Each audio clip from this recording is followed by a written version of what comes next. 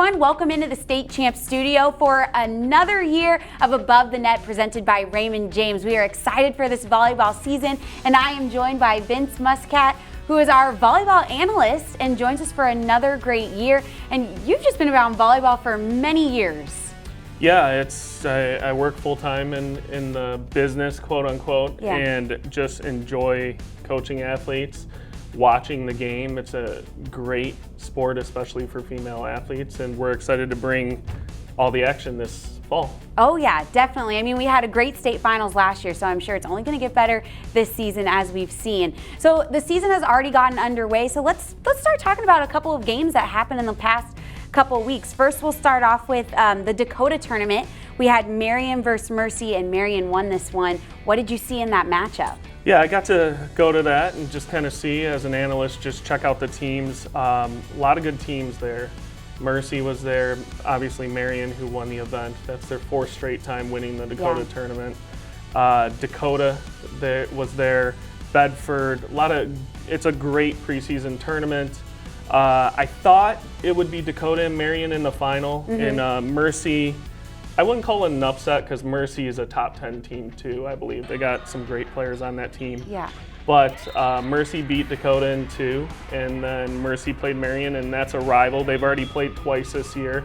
Back when I coached at Marion for the first couple years, we could not get over that hump of beating Mercy, and that's when they won that state championship and had that great couple of classes. Yeah. I kind of felt the vibe that Mercy's at that point too, and I think those guys are going to battle out throughout the season, but I think Marion is just really good, really tough right now with their offense and their defense and just their experience. Right, and with their experience, we talked about it a little, so bringing it to light, Marion did lose a couple of seniors last year, including the 2021 Miss Volleyball recipient, Ava Brizard, but like we were saying, on paper, it might have seemed like they lost players, but really they've got so many girls who are now seniors on the team, a lot of leadership. What do you think? Yeah, I think with that group in the way, and again, I talk about the practices because I was with them the last 5 years and the last couple years of a state championship.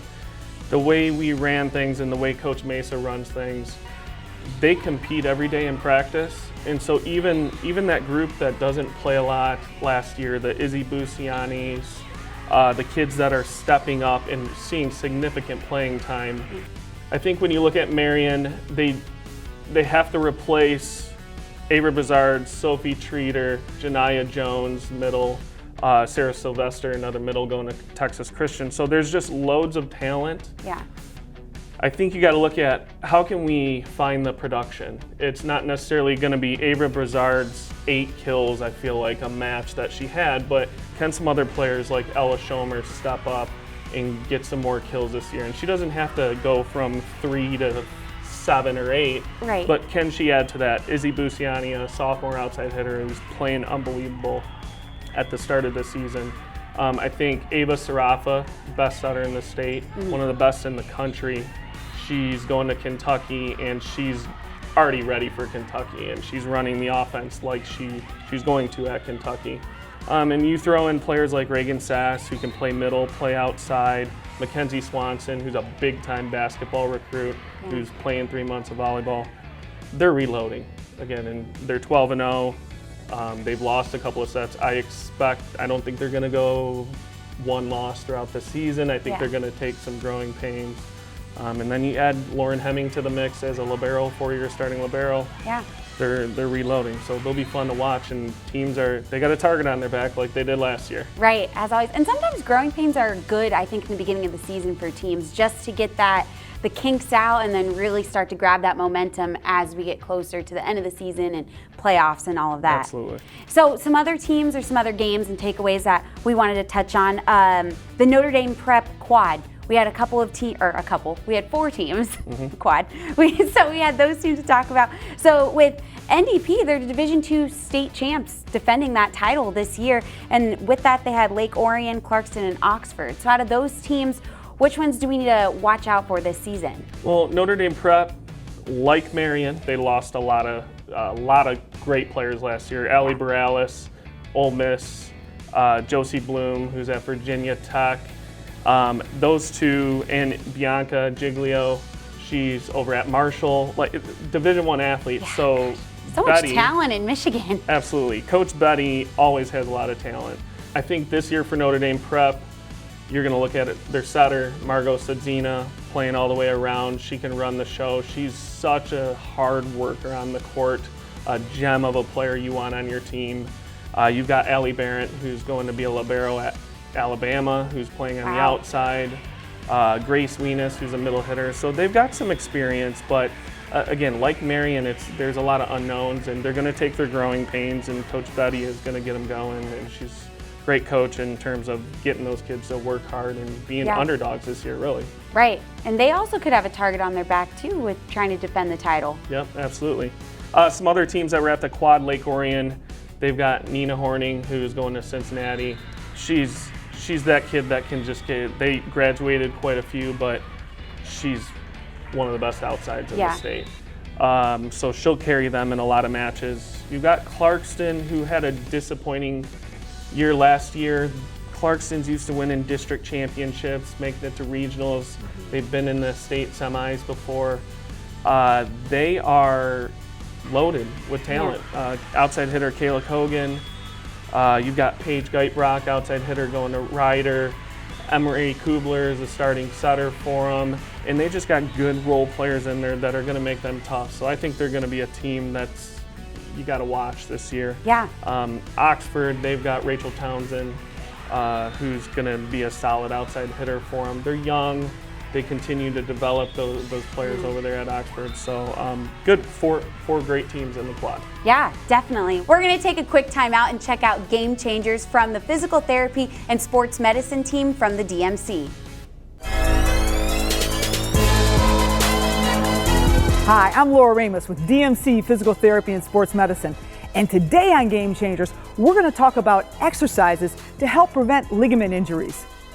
Ligament injuries are one of the most common injuries in sport. The function of a ligament is to provide stability to a joint. One of the most common injuries in sport is an ankle sprain.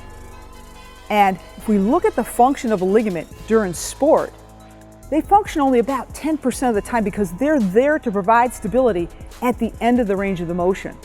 90% of the time, the joint is supported by muscles. So the way we help prevent ligament injuries is to strengthen the muscles around a joint. Hi, I'm here with Nico from Notre Dame Prep High School to help demonstrate 4 exercises to prevent ligament injuries at the ankle.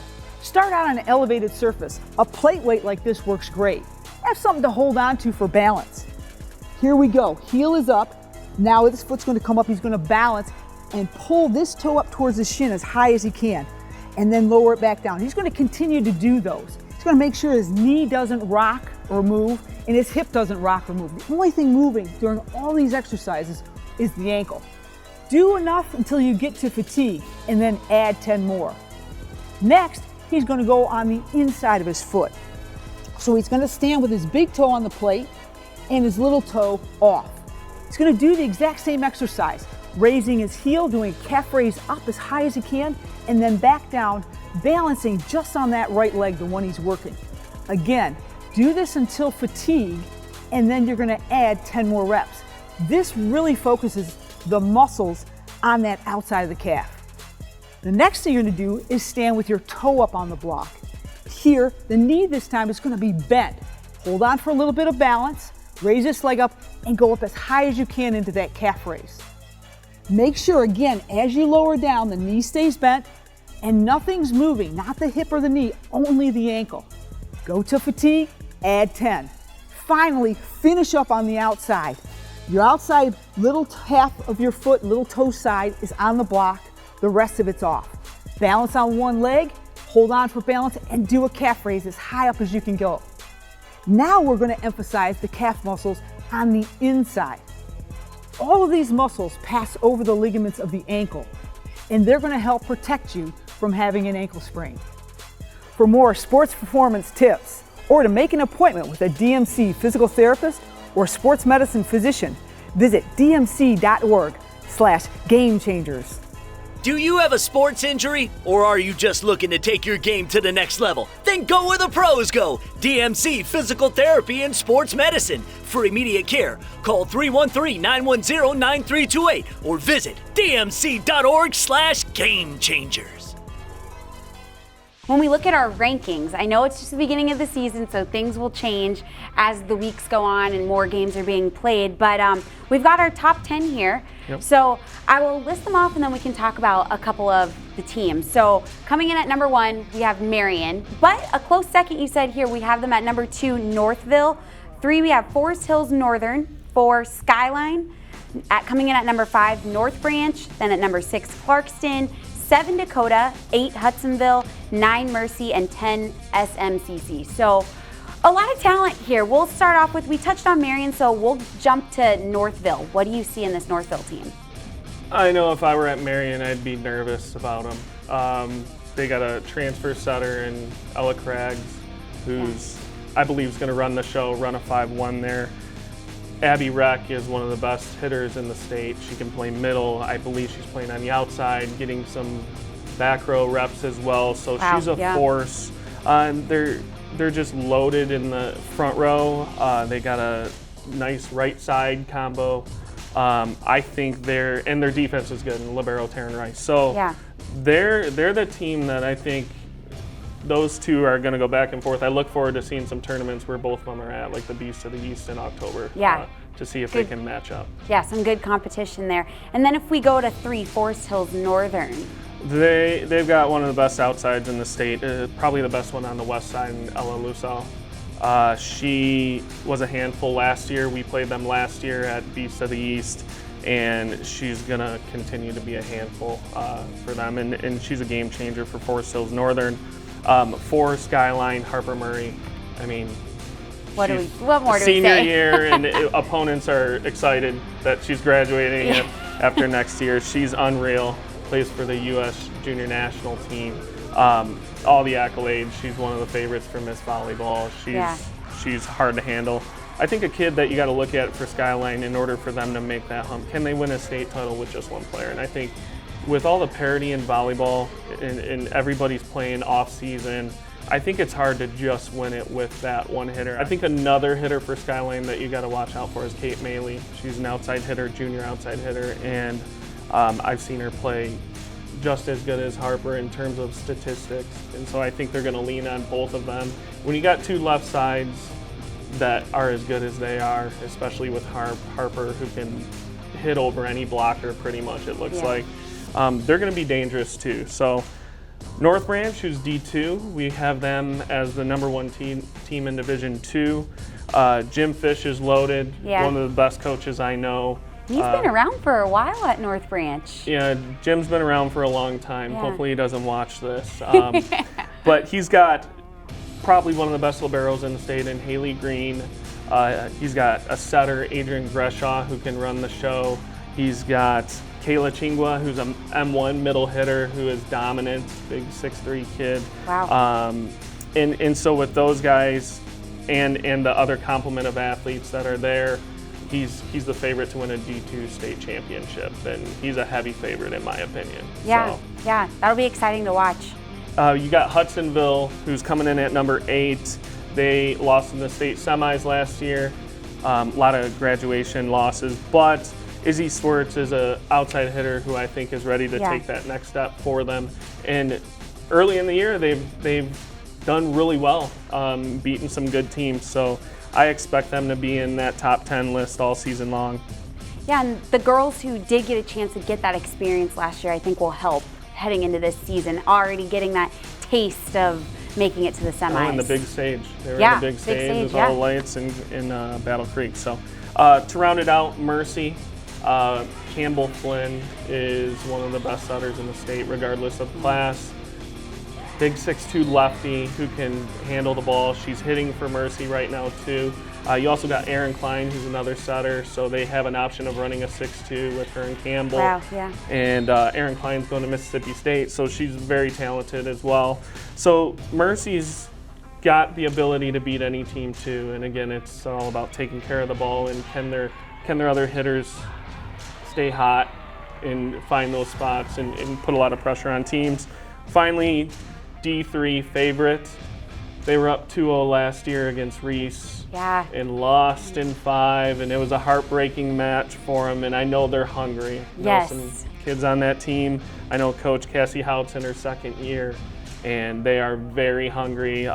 McKenna Payne, who plays libero in club, she's an outside hitter, great athlete, and her and Jess Koslow are going to play on the left side, and when you got 2 left sides in a Division III smaller school, I think they're the big heavy favorites this year. That state finals match last year was wild between the two. That was, yeah.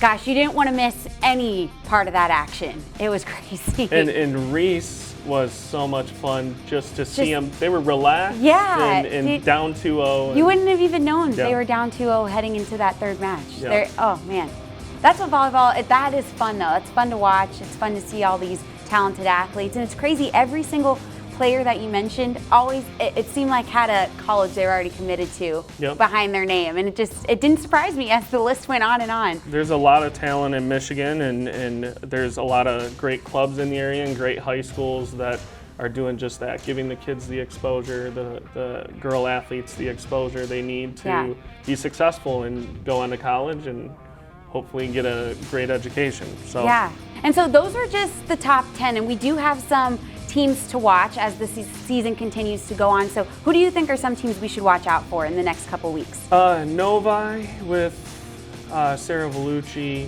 and Caitlin Hoffman, both very good volleyball players playing at the next level. I think Hoffman's going to Ohio State, Vellucci's going to Long Beach State.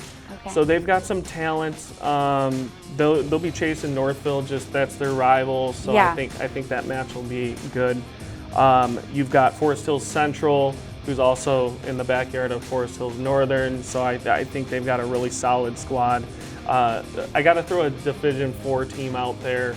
Lenawee Christian is #1 in Division IV. Their outside hitter, Isabel Kirkendall, is a handful to handle, so I think they're the favorites in Division IV. McBain, who's Division III, they're going to see SMCC probably in the playoffs. And then one more Division I school that won a district last year. They upset Clarkston, and I know their coach Megan Poles doesn't think that was an upset. That's how their team is, and so they beat Lake Orion early in the year, and they've got some good wins, and I believe they're still undefeated as of last night. Lakeland, White Lake Lakeland. Yeah, hey, that's a mentality to go into it. It wasn't an upset. We just played it. That's just what it is. Exactly. Yeah. Well, this will be exciting as the season continues to watch all of these teams grow and to see where it goes as the weeks go on. So we'll have another episode next week, and things could move around in our top 10. You never know what could happen, especially in the high school volleyball world. Absolutely. Well, thanks, Vince, for joining us, and we will see you guys all again next week for another edition of Above the Net. State Champs Above the Net is presented by Raymond James, tailored financial advice that helps you live your life. State Champs Above the Net is also powered by Lawrence Technological University. Visit ltuathletics.com and recruit yourself. Michigan Elite Volleyball. Work hard, play hard. Michigan High School Athletic Association, promoting the value and values of educational athletics. The Michigan Army National Guard, a proud sponsor of the MHSAA. And the Detroit Medical Center Physical Therapy and Sports Medicine Pros. Visit dmc.org/gamechangers.